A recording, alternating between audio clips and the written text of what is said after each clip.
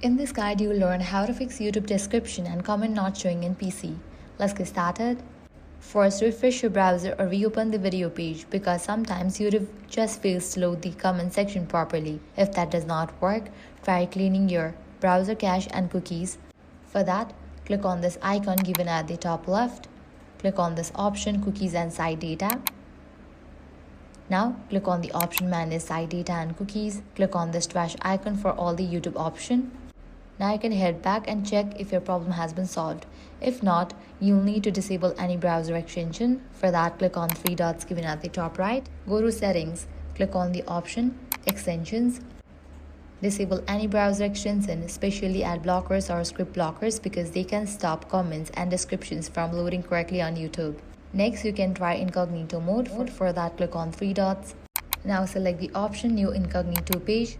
Now here, type in youtube.com. Now watch any of the video and your problem might be fixed. Next thing you want to do is, you can switch the browser. You can use Edge, Firefox, or other available browsers in your PC.